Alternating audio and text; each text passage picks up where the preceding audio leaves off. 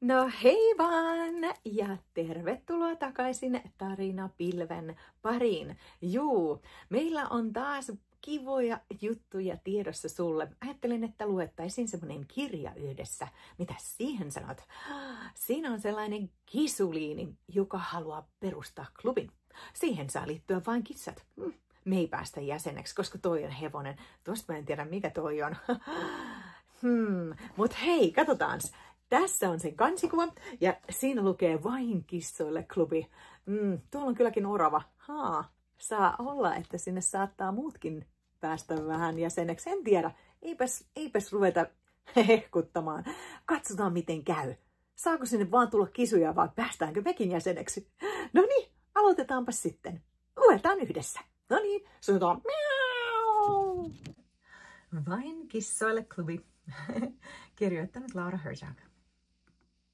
Olipa kerran ihanan pehmeä kissa nimeltä Boo, joka piti kovasti leikkimisestä ja tietenkin nukkumisesta.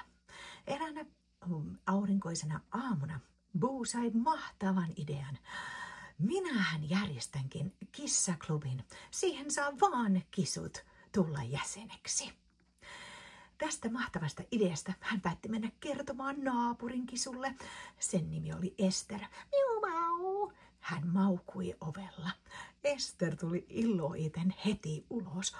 Hei Boo, hän sanoi. Moi Ester, mulla on siis aivan mahtava idea, sanoi Boo. Kerro ihmeessä, Ester sanoi silmät säihkyen, sillä Boolla oli mahtavia ideoita. Minä haluan tehdä klubin.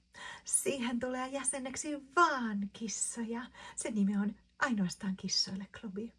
Esterin mielestä se oli mahtava idea. Mutta sitten hän muistikin. Tuossa kuulostaa aivan ihanalta. Mutta hei, kato, kun mulla on se kaveri Henry. Boo sanoi. Eikö se Henry ole hamsteri? No juu. Mutta kato, kun se on tosi mahtava hemmo. Ja se tykkäisi todella kovasti tulla meidän klubin jäseneksi. Boo mietti vähän aikaa. No fine, hyvänen aika sentään. Totta kai se Henrikin sitten saa tulla jäseneksi. Ester oli oikein iloinen. Hän lähti heti kertomaan mahtavasta ideasta Henrille, koska se varmasti ilahtuisi siitä. Sillä hetkellä juuri aidan toiselta puolelta tupsahti Buster. Häntä heiluen hän oli iloinen koira. Hei, mä kuulin, että täällähän on klubi. Saaks mäkin tulla jäseneksi? Boo oli vähän näreissään. Mutta sähän olet koira. Joo, kyllä, mutta kun meikäläinen tykkää klubeista, se paitsi mä olen tosi hyvä jätkä. Okei, selvä sitten. Nyt meidän klubinimeksi tulee siis ainoastaan kissoille, hamstereille ja koirille klubi. Hei. Ensimmäisenä tehtävänä klubille on tietenkin saada klubipaikka. Missähän se klubi sitten? Jäsenet saavat tulla sinne. Ja sillä hetkellä sattuikin olemaan Lokki.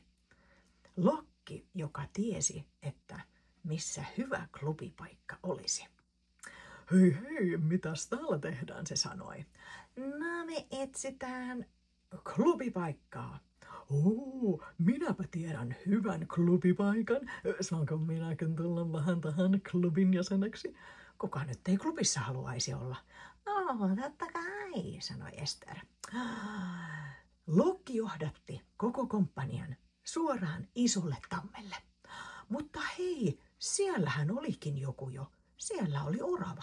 Tämä on minun taloni. Ei tänne saa tulla.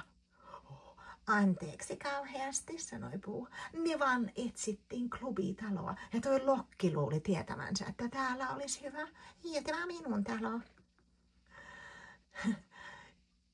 Orava oli kuitenkin iloinen siitä kuullessaan, että klubi olisi järjestetty. Saanko minäkin tulla teidän klubin jäseneksi? Totta kai saat, sanoi Ester. jonka mielestä kaikki saivat tulla hänen klubiinsa jäseneksi. Nyt klubin nimi oli ainoastaan kissoille, hamstereille, koirille, lokeille sekä nyt oraville klubi. He jatkoivat matkaa katsellessaan ympärille ja etsiessä sitä klubitaloa. He päätyivät laitumen reunaan. Laitumella oli lehmiä ja yksi lehmä kysyi heti, mitäs te täällä oikein teette? Me etsitään klubitaloa, sanoi orava. Ai, että klubitaloa. Hypätkää selkään ja minähän tiedän mahtavan paikan. Kaikki hyppäsivät mielellään lehmän selkään.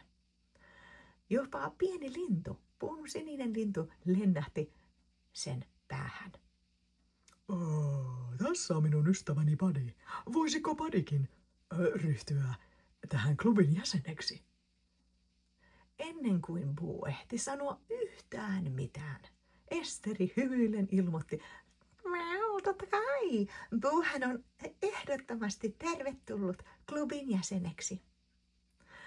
Näin kaikki lehmän selässä kävelivät koko laitumen läpi ja päätyivät tyhjään latoon.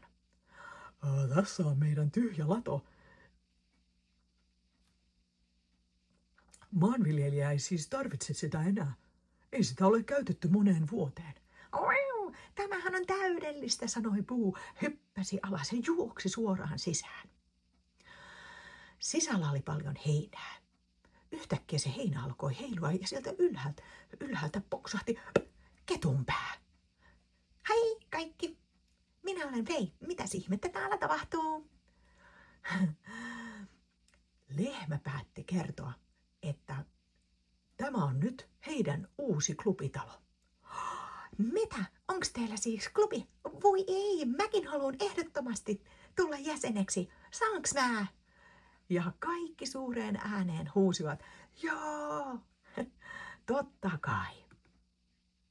Nyt Boon hieno kissoille ainoastaan klubi olikin kissoille, hamstereille, koirille, Lokeille, oraville, lehmille, linnuille ja nyt vielä ketuille klubi. Myöhemmin Ester meni kertomaan Boolle, hei kuule, minun mielestä meidän tämä klubin nimi alkaa olla aivan liian pitkä. Boo nauroi, sä olet kyllä ihan oikeassa. Niin mitäs jos mekin sanottaisiin, että kaikki on tervetulleita klubi? Se on paljon helpompi sanoa. Joo, toi on hyvä idea. Näin siis syntyi. Kaikki ovat tervetulleita klubi, joka kokoontui ladossa joka viikko. He pelasivat pelejä, tekivät taidet, kertoivat tarinoita ja nauroivat yhteisille hauskoille asioille. Ja ei ollut väliä, minkälainen eläin olit, jos halusit jäseneksi, niin aina olit tervetullut. Siinä on pieni hiiri, jonka voit sitten etsiä näistä sivujen kuvista, jos paikka löydät. No niin, mitä sä tykkäsit? Eikö se ollut kiva, että kaikki sai tulla siihen klubin jäseneksi, eikä se ole vaan kissoille? Niin, se on paljon kivempaa. Turha niitä jättää eläimiä pois. Juu, näin on. Minä haluan sanoa tosi paljon kiitoksia, kun kävit katsomassa meidän tarinan tässä yhdessä. Ja jos sinä tykkäät meidän tästä kanavasta, niin pistäpä sitten peukkua pystyyn tai sitten ryhdy tilaajaksi ihan tai tarina pilveen. Joo. Meille tulee uusia videoita kyllä ja me halutaan sanoa todella paljon kiitoksia ja nähdään taas ensi kerralla. Tästä studiosta, moi moi!